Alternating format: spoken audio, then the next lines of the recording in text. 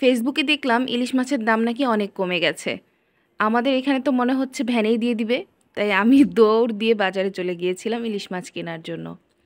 আসলে বাজারে গিয়ে দেখলাম ইলিশ মাছের দাম তো কমেনি, বরং উল্টো আরও বেড়ে গিয়েছে। তবে ইলিশ মাছের দাম যেই জায়গাটাতে কমেছে সেটা হলো ফেসবুক। ফেসবুকে আসলেই দেখা যায় সব জিনিসের দাম কমেছে, কিন্তু বাস্তবে আসলে কোনো কিছুর দামই কমেনি। তারপরেও কিন্তু আমি বাজার থেকে প্রায় বড় সাইজের একটা ইলিশ মাছ কিনে নিয়ে এসেছি। এবং মাছটাকে আমি আজকে দুইভাবে রান্না করব। একটা সরিষা দিয়ে রান্না করব, অন্যটা ভাজি করব। তবে আমি সবগুলো মাছের পিসকে আমি খুব সুন্দর করে হলুদ মরিচ আর লবণ দিয়ে মেখে নিয়েছি। এবার সরিষার তেলের মধ্যে আমি মাছগুলোকে দিয়ে দিচ্ছি। আমি মাছের পিসগুলো ভেজেই রান্না করব, যেগুলো আমি সরিষা ইলিশ রান্না করব। কারণ আমার মায়ের কাছে মনে হয় এই মাছগুলো প্রায় অনেক দিন আগের ধরা। এই মাছের যে অরিজিনাল টেস্ট সেটা নেই, তাই সরিষা ইলিশ দিয়ে যদি ভাজা ছাড়া রান্না করা হয় সেটা খেতে ভালো লাগবে না। তাই হালকা করে ভেজে নিতে হবে। তাই আমি হালকা করে ভেজে নিয়েছি। ভেজে নেওয়ার পর এই যে আম্মু সবগুলো মশলা আমাকে বেটে দিয়েছে, আমি সেগুলো দিয়ে বসে বসে রান্না করি। মায়ের বাসায় আসলে আমি রান্না করি, তবে সব জোগাড় যন্ত্র কিন্তু আমার মাই করে দেয়, আমাকে কিন্তু কিছু করতে হয় না।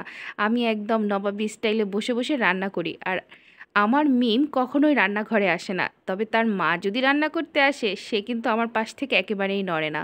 আর এই যে দেখেন, সরিষাগুলো একেবারে ভাজা ভাজা করে ফেলেছি সরিষার তেল দিয়ে। এর মধ্যে মানে যতগুলো প্রয়োজনীয় মশলা আছে সবগুলো দিয়ে দিয়েছি। ভেজে রাখা মাছগুলো দিয়ে খুব সুন্দর করে কষিয়ে নিয়েছি। এর মধ্যে আমি সামান্য পরিমাণ গরম পানি দিয়েছি, হালকা কুসুম গরম পানি দিয়েছি। তারপর একেবারে তেল উপরে উঠে আসা পর্যন্ত আমি রান্না করে নিয়েছি। আমি নর্মালি সরিষা ইলিশ এভাবেই রান্না করি। আমি দেখেছি যতবারই আমি মাছ নিয়ে আসি বা আব্বু আনে, আম্মু ভাজা ছাড়া রান্না করতে দেয় না। কারণ এই মাছগুলো টাটকা থাকে না। আমরা যে বাজার থেকে কিনি এগুলো দীর্ঘদিন বরফে থাকার কারণে এই মাছগুলোর নাকি অরিজিনাল টেস্ট নষ্ট হয়ে যায়। ভেজে রান্না না করলে সেটা নাকি খেতে ভালো লাগে না। তো আমি সবসময় এভাবেই রান্না করি, যেহেতু আম্মু এভাবে বলে। তারপর এর মধ্যে আমি সরিষার তেল দিয়ে বেগুন, ইলিশ মাছ আর শুকনো মরিচ দিয়ে দিয়েছি। আমার মিম সোনু এভাবে খেতে চেয়েছিল।